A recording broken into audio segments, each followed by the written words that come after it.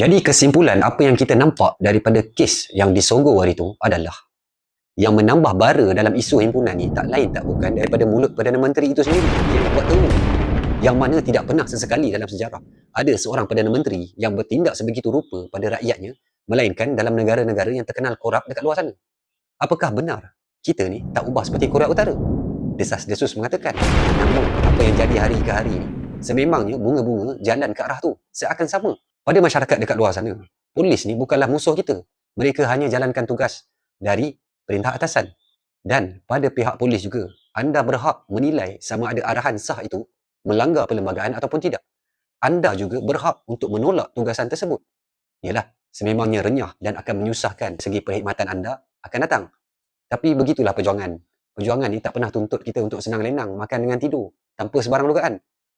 Pemimpin yang waras akan menghukum mereka yang bersalah ni, walaupun bilangannya ramai.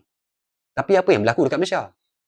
Sebilangan yang amat kecil itu, yang mencabar undang-undang sekian lama, dipertahan, dilayan, dilengah-lengahkan, dilayan sebagai raja, diberi pampasan pula, sebagainya lah. Atas alasan demi keharmonian. Lalu dikorbankanlah majoriti yang benar tadi, yang ramai tadi, majoriti yang benar ni pula, kena tangkap, kena humban, kena sumbat, kena susahkan jalan perjuangan diorang ni untuk pertahankan yang hak, untuk mendaulatkan undang-undang. Sebab itu bagi ahli politik yang korup, penyakitnya sama. Takut dengan kebenaran kerana takut hilang undi dan kuasa. Lalu dia pusing dan alasan akan dicipta yang dirasakan munasabah untuk spin, untuk beritahu pada rakyat. Bukan mereka tak tahu, akan tetapi mereka sendiri terperangkap dalam game yang mereka cipta sendiri. Sekian.